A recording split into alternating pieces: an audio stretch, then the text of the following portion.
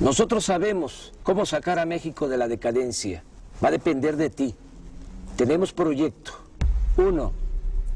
Rescatemos al Estado. El Estado está convertido en un comité al servicio de unos cuantos. En sentido estricto, hablando con la verdad, en México no hay democracia, porque la democracia es el gobierno del pueblo y para el pueblo. Lo que hay es una oligarquía, que significa el gobierno al servicio de unos pocos. Si hacemos valer la Constitución, sobre todo el artículo 27, vamos a poder rescatar bienes de la nación y del pueblo que se han entregado de manera ilegal a particulares, a nacionales y extranjeros. De Salinas a Fox entregaron 25 millones de hectáreas del territorio nacional a empresas mineras, sobre todo extranjeras, para la explotación del oro, de la plata, del cobre. Es decir, entregaron el 12% del territorio nacional. México tiene 200 millones de hectáreas. Lo que concesionaron pues es del tamaño del estado de Chihuahua, que es el estado con más territorio en nuestro país, tiene 25 millones de hectáreas. Se llevan todas estas riquezas, no dejan beneficios, contaminan, pagan salarios de hambre. ¿Sabes cuánto pagan de impuestos las empresas mineras extranjeras? 5 pesos por hectárea al año. Por eso necesitamos rescatar los bienes de la nación, los bienes que son del pueblo, que esas riquezas se distribuyan con justicia, que no se queden, como ha venido sucediendo, en unas cuantas manos. 2, democratizar los medios de comunicación. El 75% de los mexicanos se va formando una opinión sobre la realidad nacional a través de lo que se les dice en la televisión. Y resulta que la televisión está concentrada en unas cuantas manos, en unas cuantas personas. Televisa está en manos de Roberto Hernández, de Balleres, Claudio X González, del Consejo Coordinador Empresarial, el que participó en la guerra sucia en contra de nosotros en el 2006. Germán Larrea, el de la minera México. Es presidente del Consejo de Administración de Televisa, Pedro Aspe, secretario de Hacienda de Salinas, además de Azcárraga. Son los dueños de Televisa. En fin, los que tienen más poder económico son los dueños de la televisora más influyente en este país. Ellos son los que realmente mandan en el país. ¿Cómo se apoya esta oligarquía para hacer sus fechorías, para cometer todas esas atrocidades que han llevado a la destrucción a nuestro país, que llevan al empobrecimiento del pueblo? Pues se apoyan porque tienen el control de los medios de comunicación. No dominan con el ejército. La oligarquía no necesita usar la fuerza bruta. Tienen el control de los medios de comunicación, tripulan la mente, tripulan el pensamiento de millones de mexicanos. Por eso hace falta que haya competencia, democratizar los medios de comunicación para que se escuchen todas las voces y de esta manera pues se tenga un mejor criterio. Hay muchas cosas que los ciudadanos no saben. Por ejemplo, han echado a andar toda una guerra sucia desde hace bastante tiempo, desde el desafuero en contra de nosotros para desprestigiarnos. Están empeñados en destruirnos políticamente, al mismo tiempo que ahora ya están proyectando a Peña Nieto, que va a ser el candidato de Televisa a la presidencia de la República. Ya la oligarquía tiene candidato, Salinas de Gortari es el jefe de campaña de Peña Nieto y Televisa la encargada de la propaganda, al mismo tiempo que a nosotros nos están haciendo a un lado y además nos atacan un día sí y el otro también. 3, crear una nueva economía. Ya está más que demostrado que la actual política económica no funciona. La han venido imponiendo desde hace 27 años. Claro, funciona para los potentados, funciona para la oligarquía. A ellos les ha ido muy bien, por eso no quieren que haya un cambio en materia de política económica, porque aunque le vaya mal al pueblo, aunque le vaya mal al país, a ellos siempre les va bien. Pero para la mayoría de los mexicanos, la política económica ha sido realmente un desastre. No ha habido crecimiento en la economía, no se han generado empleos. México se convirtió en el país del mundo que más mano de obra exporta al extranjero. La gente por necesidad tiene que abandonar el país porque aquí no hay oportunidades de trabajo. ¿A qué no sabes que el año pasado, de los 152 países del mundo, México ocupó el lugar 143 en crecimiento económico? Es decir, estuvimos entre las 9 peores economías del mundo. El año pasado también México fue el país de América con menos crecimiento económico y aunque parezca increíble, estuvimos abajo de Haití en cuanto a crecimiento económico. Y aún así no quieren cambiar la política económica. ¿Qué proponemos? Impulsar actividades productivas, crear empleos, rescatar al campo del abandono, apoyar a los productores, ejidatarios, pequeños propietarios, lograr la autosuficiencia alimentaria, también desarrollar todo el sector energético. Es un absurdo que estemos vendiendo petróleo crudo en el extranjero y estemos comprando gasolinas o otros derivados. Es como si vendiéramos naranja y compráramos jugo de naranja. Tenemos que producir aquí las gasolinas, hacer las refinerías que hacen falta, fortalecer la industria petroquímica, todo esto para generar empleos en el país. No olvidemos, si hay producción hay empleo, hay bienestar, hay mercado, hay circulante, somos un país fuerte, soberano. 4.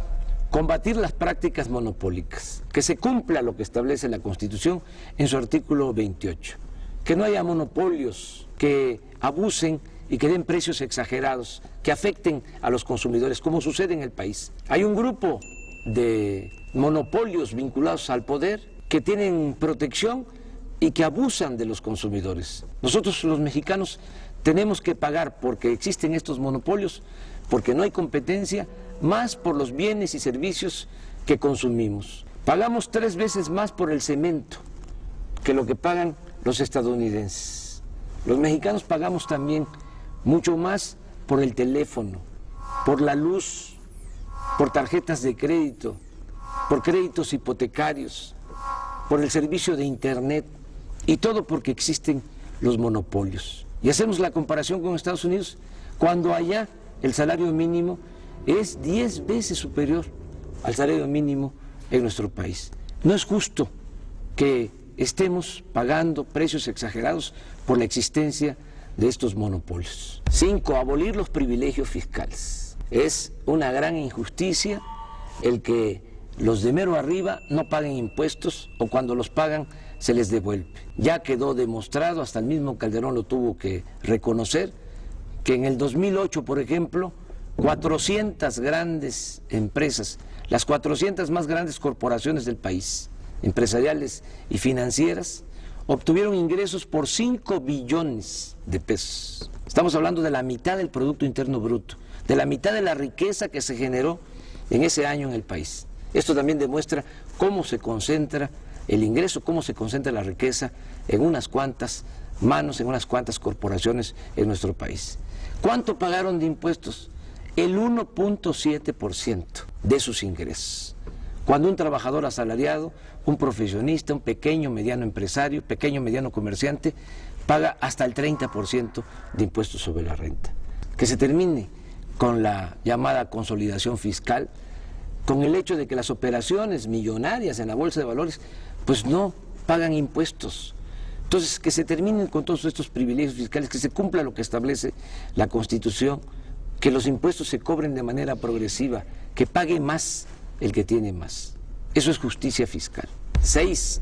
Austeridad republicana. Le cuesta mucho al pueblo mantener al gobierno. Es un gobierno mantenido y bueno para nada. No puede haber un gobierno rico con pueblo pobre. Es mucho el dinero del presupuesto que se destina a pagar sueldos elevadísimos a los altos funcionarios públicos. Y no solo sueldos, tienen atención médica privada, cajas de ahorro, muchas prestaciones. Cuesta 1.500 millones de pesos mantener toda la flotilla de aviones y de helicópteros de los altos funcionarios públicos. No puede ser que haya sueldos de 600,000 pesos mensuales. Es un insulto. Hay que hacer un ajuste. Estamos proponiendo un plan de austeridad republicana para ahorrar 200,000 millones de pesos en el presupuesto y destinar estos fondos al desarrollo económico y a garantizar el bienestar de la gente. Juárez decía que los funcionarios tenían que aprender a vivir en la justa medianía. 7. Fortalecer el sector energético. Todavía es tiempo de convertir al sector energético en palanca del desarrollo nacional, utilizar bien el petróleo, utilizar bien la industria eléctrica, todo lo que tiene que ver con el gas, que es tan importante. En el caso del petróleo, pues hay que explotarlo de manera racional. Como se han dedicado nada más a extraer petróleo para vender petróleo crudo al extranjero, ahora tenemos ya una crisis por falta de producción de petróleo. En el 2004, durante el gobierno de Fox, se alcanzó una producción petrolera de 3.400.000 barriles diarios. El año pasado ya la producción fue de 2.600.000 barriles. Es decir, en muy poco tiempo, estamos hablando de 4 o 5 años, se cayó la producción en 800.000 barriles diarios. Si sigue esta tendencia, en 3 o 4 años más vamos a estar produciendo 2 millones de barriles diarios. Y esto es muy grave porque entonces ya no vamos a tener excedentes. Eso es lo que necesitamos para nuestro consumo interno. Pero por si fuese poco, vamos a tener que seguir vendiendo petróleo crudo porque no tenemos refinerías en el país. Vamos a tener que seguir comprando la gasolina en el extranjero. Por eso es urgente destinar recursos a la exploración. Y no hace falta ir a las aguas profundas. En aguas someras, en los litorales de Veracruz, de Tabasco, de Campeche, hay petróleo suficiente, pero hay que invertir en exploración. Hace falta también ya decidirse a construir en serio las 3 o 4 refinerías que hacen falta para dejar de comprar la gasolina en el extranjero. Por nuestro movimiento se vio obligado el gobierno usurpador a decir que iban a construir una refinería. Ojalá y me equivoque, pero va a terminar el sexenio y no van a pegar un ladrillo. Son muy ineficientes, además no les importa el desarrollo de nuestro país. A ellos lo que les interesa son los negocios. En Pemex hay una gran corrupción y todo eso se tiene que terminar. Lo mismo en el caso de la industria eléctrica. Hay que revisar todos esos contratos que han entregado a empresas extranjeras para instalar plantas de generación de energía eléctrica en nuestro país. Estamos pagando la luz a precios muy elevados porque la Comisión Federal de Electricidad está comprando toda la energía eléctrica a empresas extranjeras. El 40% de la luz que consumimos ya se está comprando a empresas extranjeras. 8. Alcanzar la soberanía alimentaria.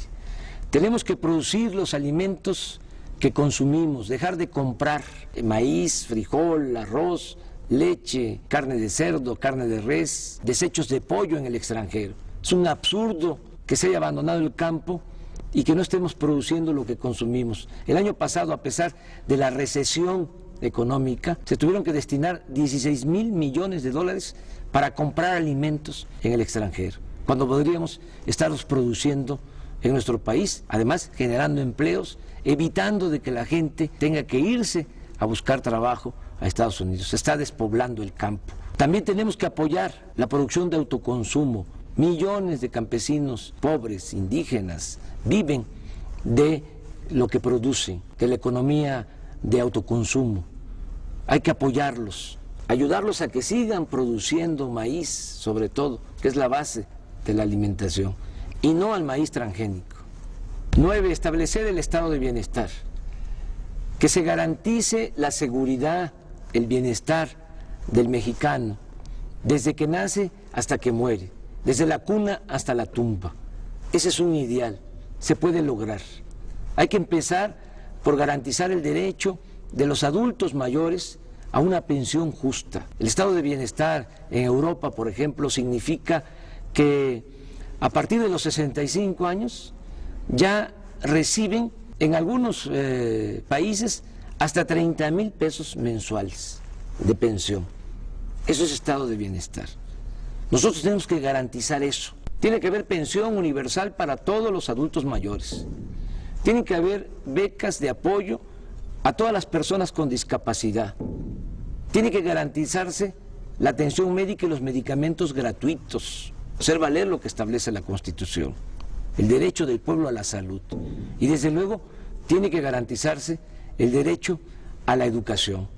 Que no se queden los jóvenes sin la posibilidad de estudiar, que no importe la condición económica, social de los padres, para que los jóvenes puedan tener acceso a la educación. No lo que ha venido sucediendo, que cada año rechazan a 300,000 jóvenes con el pretexto de que no pasan el examen de admisión en las universidades públicas, cuando la verdad es que no hay presupuesto, no hay espacio y por eso los están excluyendo. ¿Qué planteamos nosotros?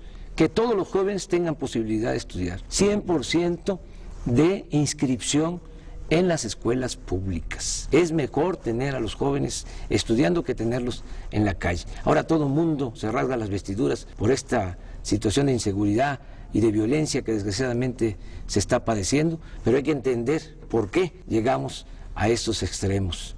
En 27, 28 años no ha habido crecimiento económico, no hay empleo, sobre todo se les cerró las puertas a los jóvenes que no tienen posibilidad ni de trabajo ni de estudio. Está demostrado que no basta para enfrentar el problema de la inseguridad y de la violencia el usar al ejército, la mano dura, penas más severas.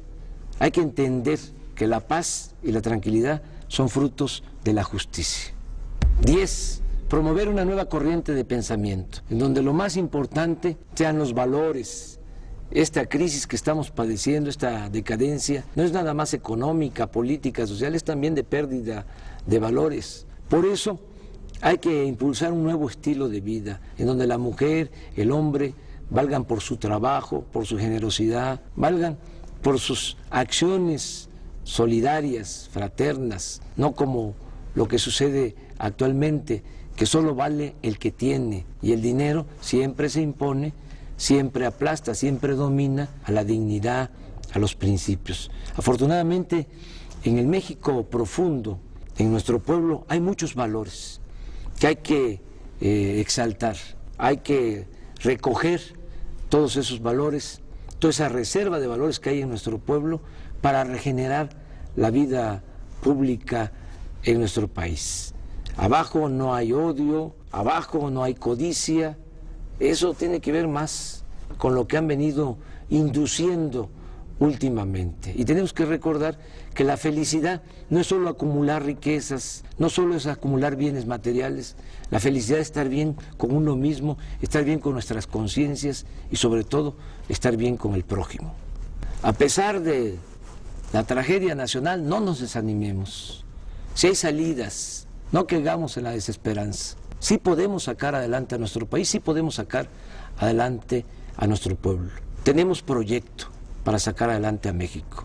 Depende de ti. Y recuerda, solo el pueblo puede salvar al pueblo.